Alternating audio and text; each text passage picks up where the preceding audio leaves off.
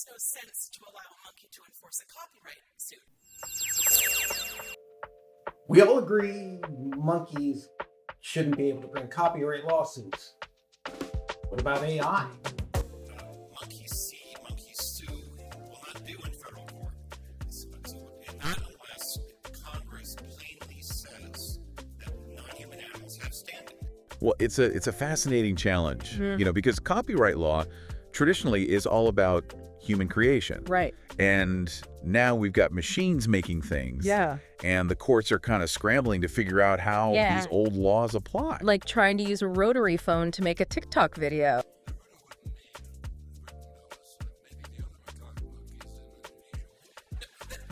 That's precisely right, Your Honor. Naruto might be required under this statute to provide written notice to other monkeys who also claim an interest in the selfies. I think we can all agree that it makes no sense for a monkey to enforce a copyright. Really seems like it's copyright is wrong. And what if I told you that the most important cases for understanding AI copyright isn't about AI at all? What we're looking at this year is the impact of copyright on people who create content, art, and the people who need it to feed the data engines for these large language models like ChatGPT. In between is this big fight because everyone is fighting using old rules and trying to apply them to today. So what we're going to go through are 3 cases of copyrights, all brought up and involving aliens, AI, and monkeys. Now you may say, wait, that earlier part, that doesn't even make sense? Wait till you get into Naruto the Monkey as we step into understanding how one non-human trying to get a copyright might be the same thing like AI getting a copyright in the eyes of the law. In this episode of AI, aliens, and monkeys, who gets the copyright? One of these did. Which one do you think it was? So here's a scene where the monkey goes for the copyright from a selfie it took in Sulawesi, an island in Indonesia, back in probably around 2009. So let me give you a little background of what made this monkey that they called Naruto, obviously didn't have a name before the case came up, to seek a copyright for a selfie that it literally took by itself. Let me backtrack a little, zoom out, and share with you how David Slater, a British wildlife photographer, goes to Sulawesi, an island in Indonesia. He goes there because these monkeys, called crested macaques, are an endangered species. He wants to take some photos. This is what he does for a living. So he goes to the island, comes out with the photos, sets up the cameras, sets everything up, and does his thing. But one night he left it there. He was playing with the monkeys who were looking at it, playing with the camera. They understood and could see the reflections in the lens and things like that. Well, what surprised him is he came up and this monkey, Naruto, actually took the little clicker, clicked it, and started taking a couple of selfies. And so those selfies were shared in 2011 and in 2014 in publication, and that's what brought the lawsuits up. Because PETA, the People for the Ethical Treatment of Animals, and Tector and Wikimedia were all involved in an interesting approach to say, this monkey, Naruto, has a right to a copyright. Now, they all may have their issues, but let's bring it to AI, because what they're saying is that a non-human has a right to a copyright, and if that ever passed through, that would allow AI to become copyrighted. And so those lawyers you heard at the beginning of this episode discussing that in federal court, the appeal pushed really hard against the fact that, one, you can't give copyrights to a human, and two, the monkey cannot do what a copyright needs to do. And PETA was saying they're our quote-unquote next friend, which is a legal term, meaning they'd represent them. But the fact was, if the monkey wanted something to, get notified out to his other monkeys in the forest, Naruto wouldn't need a written notice, like maybe the other macaque monkeys in Indonesia. That's precisely right, Your Honor. Naruto might be required under the statute to provide written notice to other monkeys who also claim an interest in the selfies. how would he do it? See, it's sort of silly, right? What a crazy argument. But what they did, and obviously this got turned down But in the battle, PETA kept coming forth because what we need to look at here as a takeaway from this case is, just like AI, there was a validity in this. But what it taught us about this that was so interesting is that Naruto actually took a photo of himself. And there are very smart monkeys and baboons and macaques being trained. What if one of them took a photo itself? Because back in 1884, the famous poet Oscar Wilde a picture was taken of him, and the person who took the picture got the copyright because the copyright department said, hey, camera is a tool. You have to set it up, have to take the photo. That was the argument the photographer made, saying, hey, I did all the setup. The monkey happened to use it, but I own the copyright. But the settlement is what makes it really exciting for AI. So instead of coming at each other, they made a compromise. And the photographer gave 25% of the monetary earnings towards protecting that island and those macaques. So if we're taking content from somebody and using it, and even if a human, a monkey, can't get the copyright, nope, no monkey copyright in this case, but the monkey did get paid. Think about that when you're thinking about AI and whether creators should get compensated for something that wouldn't exist without them, like Naruto the Monkey in the middle of the Sulawesi forest.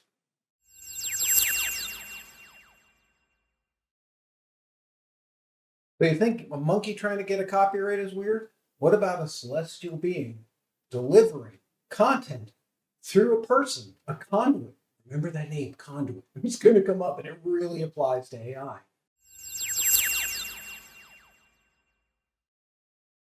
So with AI, we're talking about this artificial super intelligence. Well, what if I was to tell you that that kind of intelligence was granted a copyright in 1955, but called celestial beings, what I'm calling aliens, because we don't know if they were angels or aliens or whatever. But let me take you a little backtrack through this copyright case and then connect with why this one is not only being used in several lawsuits related to copyright and AI right now, including Thaler's case, Thaler, Stephen Thaler, who has created his own AI, which creates art. But these cases have a fascinating look at how we would grant copyright ownership to something we're collaborating with, curating with, something we're working with. So let's wind back the machine to like 1911. This doctor, William Sadler, and his wife, Lena Sadler, very, very by the book kind of people as they seem to be, even writing a book against scams and things, are in a time period where people who would be sleeping and bringing in outside intelligence, they said that they were going through angels, that they were going through celestial beings, what we would call aliens, whatever it was, that would come through the receiver, almost like a radio, would receive the radio wave and then play it to the audience there, and the audience would ask questions that would go up to the receiver. The receiver here is called a conduit. Remember that for later. It's really important. So that conduit, over about 10 years, was giving all this fascinating information. Consider this book that came out of this, the Urantia Book, Urantia, Urantia. The Urantia Book is a spiritual and philosophical movement coaching, things that have gone on for years. In the 60s, it was really big. People like Jimi Hendrix even used it. So this kind of book that came out was first started in 1911, and then in 22 to 23, they started gathering a group, about 400 people, asked questions, and over about 20 years, they gathered 2,000 pages. And in 1955, they copyrighted it. And a little history lesson there, in 1955, there was a big movement of spiritual movements going on in the US. Things like Dianetics by L. Ron Hubbard that evolved into Scientology. Urantia is not like Scientology, but it is its own following movement coaches who take this philosophy that's like a third Christianity, what most would consider it, though much different. And another bit like Carl Sagan, like discovering the universe. So let's zoom out and say, okay, wait. So we got this book that was channeled, what we would call today, through a person who we don't know. It was created as a book, and it was acknowledged to the Copyright Office that this came from an outside power, an outside intelligence, non-human. So rewind to the early days of the internet. This woman, Kristen Maaherra, loved the Urantia Book. A lot of people do. It's sold a lot of copies. It's a very thick 2,000-page book. And she was so devout, she wanted other people to read it who couldn't afford or maybe couldn't carry it. So she put it on the internet. Well, by about 1995, the lawsuit came up from Urantia Foundation against her saying, wait, copyright violation. Now that should be simple, right? The book was written, okay, by celestial beings, and it was distributed. People used it. It was well known. And she said, well, wait a minute. That was created by a non-human intelligence. And just like our friend Naruto the Monkey, who's non-human means no copyright, according to Kristen Maaherra. What she's actually saying is that since this book came from outside normal human intelligence and was delivered to the conduit and then to the people who collected it, that they did not own the copyright. The non-human entity, energy, intelligence did. How crazy is that in the mid-90s to go in with this case? And they went in with both sides agreeing that the creator, the author and ownership, very big to consider here, author and ownership. The creator was this outside intelligence. Kristen Maaherra said that, and so did the Urantia Foundation. That was their basis for 80 years or so doing this stuff. So now we have an agreement. So the court says, okay, celestial beings. Now we have to make a decision. Does this apply? And their first finding was for Kristen Maaherra. They said, indeed, this is an outside intelligence, like AI. This is a super intelligence. It can't be copyrighted by it. We grant it to you. But on the appeal, it became interesting because the other court on the appeal, a few years later, took a look at the same thing and bring this down to AI. This is really fascinating. They said that the conduit providing the information was given questions by the people, and the person who has the conduit delivered the information. Therefore, there was human participation, like somebody taking a picture on a camera, right? Using it as a tool. So the conduit person, see, follow me here, he's bringing the messages and writing them. Somehow all this happens. We don't know what happened. This is just a story. But since that happened, the court said, wait, there was human involvement because the idea of authorship and ownership ties into a human being doing something. Without a human, there's nothing. And that's why AI can't even apply in this world of copyright. But on the final one, on a separate lawsuit, another company had used a big section of the Urantia book in their book.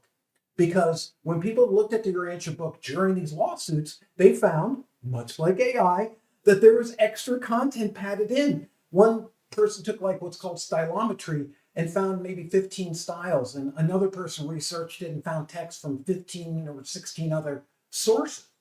So basically, it was a compilation, along with whatever was happening with the channeling, which is somebody comes in, they speak or write it down, and are channeling this outer intelligence. That's, by the way, agreed upon by the court, right? When they come in. There's no argument. You're just setting the rules of the case. Okay, this is a super intelligence. Can you see why this is so amazing? And now, that was almost a finding in favor of AI. But wait, there's one more thing. Another lawsuit came with that person who was using all that content from the Urantia book, and they wanted to protect themselves. And they came in, and the finding of that judge totally took the copyright away because he said, wait for it, the conduit, the person who was receiving the message, who was kept a mystery to everyone to protect his privacy because he was so gifted, according to the Sadlers, he was the owner of the copyright since he had died, and his family, who owned the copyright after him, remember? They were the ones who had the copyright. Since they didn't renew it, there was no copyright. It's in public domain. You can read it today. So let's unpack this and see why this applies to AI and say, could AI even find a copyright following these two legal decisions cited in AI copyright cases?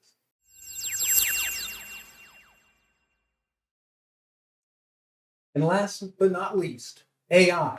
So far, let's count it up. Naruto the Monkey, no copyright. You're not human, no copyright, and you can't even contact people when things change with your legal contract. Alien gets the copyright in 1955, holds it for years till someone questions it, and then the law says, wait, outer intelligence, no copyright. Wait, people are mediating, almost like asking questions. Isn't that sort of like writing prompts? Bring them in. Wait a minute, there's the conduit. The person who's receiving it, who turns out to be more important because he takes the questions and the information and processes it almost as a curator. That's where we're facing today, creators versus curators. So the book, Zarya at the Dawn, which is about, Zarya is about sort of a cartoon book, and it has images and it has a story. It was granted a copyright, but first it was turned down because the images were AI. And they said, wait, you can't have we can't copyright AI non-human generated images. But then they found that she had written and formatted the book and done everything herself except the graphic images. So they granted the copyright for the publication as a whole, right? The human work, very important, human work. Without that human, this wouldn't exist. That's the key to authorship and then ownership. And is the author the person who originates it? Or is the author the person who collaborates with a superintelligence like AI or a celestial being? Or in Naruto's case, a camera set up by a really brilliant photographer. But Stephen Thaler's lawsuit, the one who created AI that actually paints and creates things, is turned down. He's citing these cases like Naruto and Urantia not to really use them as strong parts of this case, but they make a ton of sense. If you have this outside, if you agree that there is this outside intelligence, and think about it with AI, right? It's sort of normal. It is an outside intelligence. And if we communicate with it, the person who's the conduit, or is it the person asking the prompts or the questions, or are those two sort of the same thing? So we have this weird thing that law does that most cases are settled and don't go through court. But if they do, we need multiple approaches because we got to balance the incentives and make sure that we're encouraging people and rewarding them for being creative. Do you want a world with no music, art, with generations just sitting there regurgitating what's in large language models, whose intelligence erodes because our intelligence erodes? But we just need to chuck out copyright. We're trying to bend everything. We're bringing in monkeys and celestial beings and throwing them all into this soup pot of AI today. Why? Because that's all we have. It's not like you had the technology, but you did have the ideas.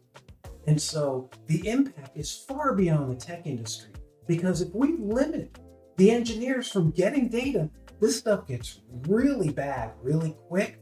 We're starved. We're stifling the way people create things. Why isn't this something new? Why isn't this an opportunity? But also looking back to the creators. The creator economy needs to be compensated. It can't just create things to feed and that other people make up money for. So there are ideas I've suggested in my previous podcasts, like licensing, like using influence within an LLM. For influence vectors is the term, where somebody's content influences with a not great attribution way to track it, but certainly it's better than nothing. And giving an opt-in, opt-out approach to anyone creating content going forward so we know what the rules are. Because most people will let you use their content. But AI, aliens, and monkeys have all gone for copyrights. How come the alien got it? Because it didn't matter. It really wasn't an impact. Okay, it's an old sort of example, a different time period. This superintelligence that we're talking about does exist. We don't understand it. And we're blocking people from creating it, but we're also punishing people who create it to make it more intelligent. That's where it's so important today to align this. Because like AI, we have a non-human entity creating what appears to be creative work in monkeys and aliens. The work is there. That a stretch? It's not, because if you can prove that one non-human AI gets a copyright, I agree with you. I think we need something new. We can't take 1800s laws and apply them to this universe is moving so fast and we understand so much about the role of humans in this process. Like Slater, the photographer providing the camera, developers creating AI systems, people creating content. All these become crucial when we're just assuming this happens, but we can have a way that this plays together. That's what we're doing this here at the AI Optimist, building models, and that's where I need your help. Come in, add a comment, ask me a question. What would you like to see as a creator to protect you and to be able to allow you to make a living and more? And what would you as an AI engineer, somebody working in the business, want so you can get that and not just the answer of, well, we're not going to pay for it because then it doesn't work. Yes, there's a truth to both of these, but we're better than this and we're not going to sue our way out of it.